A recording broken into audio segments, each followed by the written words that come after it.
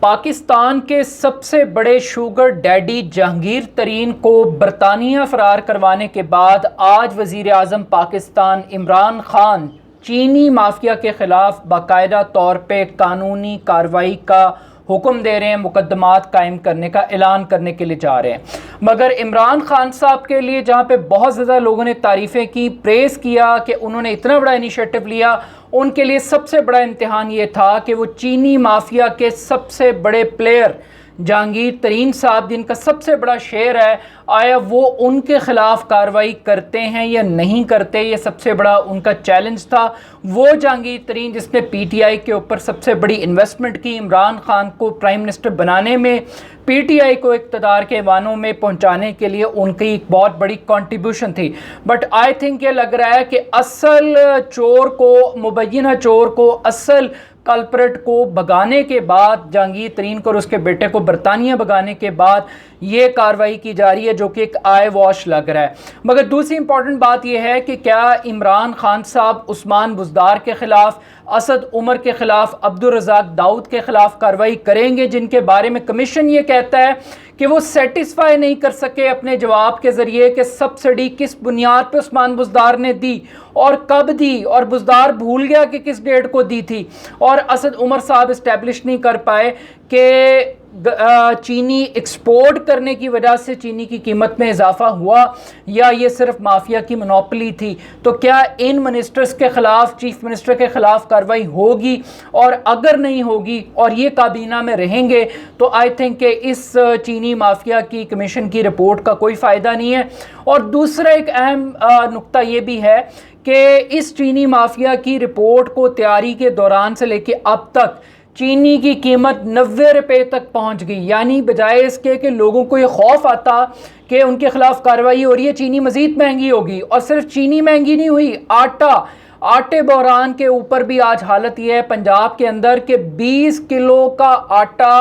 جس کی قیمت 10 دن پہلے 805 روپے تھی، آج 1000 روپے میں آٹا 20 کلو فروخت ہو رہا ہے پنجاب کے اندر، لاہور کے اندر۔ یہ ٹاپ ہیڈ لائنز ہیں۔ تو آٹا مافیا بھی سرگرم ہے، اور ابھی گندم کٹی ہے اور 41 لاکھ ٹن گندم پنجاب حکومت نے خریدی ہے، اس کے باوجود قیمت کنٹرول نہیں ہو رہی۔ اور تو اور آپ یہ دیکھیں پیٹرولیم مصنوعات کے پٹرول سستا ہو گیا ہے، بجائے اس کے کہ عوام کو ریلیف ملتا وہ ذخیرہ اندوزی ہو رہی ہے۔ کوئی آئل مارکیٹنگ کمپنیوں پہ ذمہ داری ڈال رہا ہے، کوئی اوگرا پہ ڈال رہا ہے، کوئی کسی پہ ڈال رہا ہے، لیکن ایک عام آدمی کو آج بھی لوٹا جا رہا ہے۔ اس کی وجہ یہ ہے کہ لوٹنے والے مافیا کو یہ پتہ ہے کہ یہ حکومت ہمارا کچھ نہیں بگاڑ سکتی۔ جب تک سٹیٹس کو کے اور مافیا کے لوگ ان حکومتوں میں بیٹھے ہیں، وزراء کی پوزیشنز کے اوپر بیٹھے ہوئے ہیں، کلپرٹس جب تک عمران خان صاحب ان سے جان نہیں چھڑائیں گے، تب تک کوئی عوام کو ریلیف ملنے والا نہیں ہے۔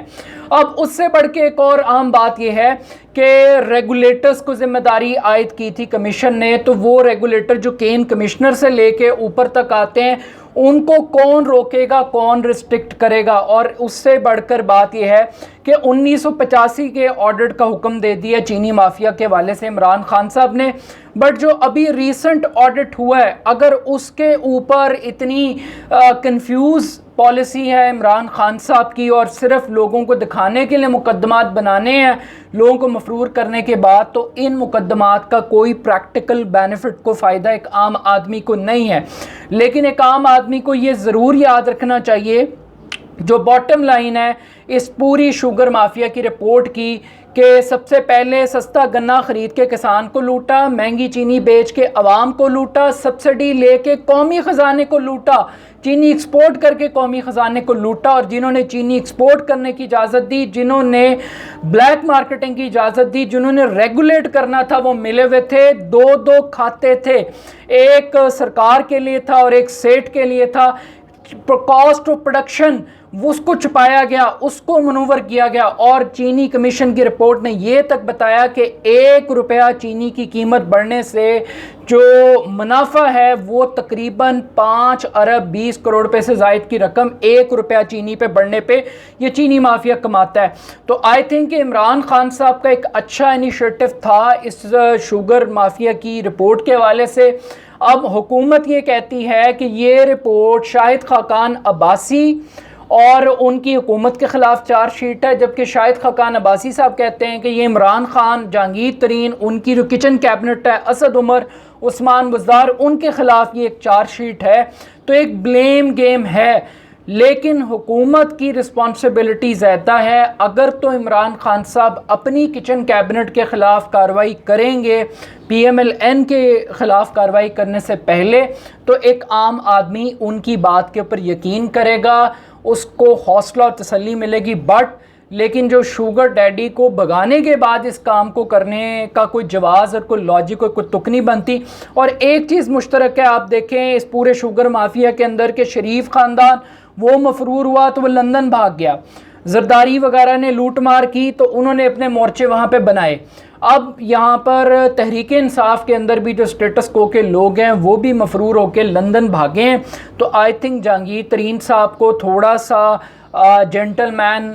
مظاہرہ کرنا چاہیے تھا اور اپنے آپ کو پیش کرنا چاہیے تھا کہ اگر ان کے ہاتھ کلیئر ہیں، لیکن اس سے بڑھ کے کہ ان کا نام ای سی ایل پہ کیوں نہیں تھا، نیب نے ان کے خلاف کوئی کارروائی کیوں نہیں کی، ان کو کسی نے کیوں طلب نہیں کیا، اور اب جب نیب کرے گی، ایف بی آر کرے گی، اسٹیٹ بینک کرے گا، سیکیورٹی ایکسچینج کمیشن کرے گا، ایف آئی اے تحقیقات کرے گا، تو آئی تھنک کہ اب اس کا کوئی جواز، کوئی لاجک، کوئی جسٹیفیکیشن نہیں بنتی۔ تو جہانگیر ترین کے بغیر یہ کارروائیاں، یہ مقدمات، یہ اعلانات بے سود اور بیکار ہیں اور لوگوں کو دھوکہ دینے کے مترادف ہیں۔ پریکٹیکل بات یہ ہے کہ کل بھی مافیا کامیاب تھا پاکستان میں، آج بھی مافیا کامیاب ہے اور آنے والے دنوں کے اندر بھی مافیا کامیاب رہے گا، کیونکہ آج بھی چینی مہنگی ہے، آج بھی آٹا مہنگا ہے، آج بھی پٹرول جو ہے وہ ایک عام آدمی کے لیے نایاب ہے۔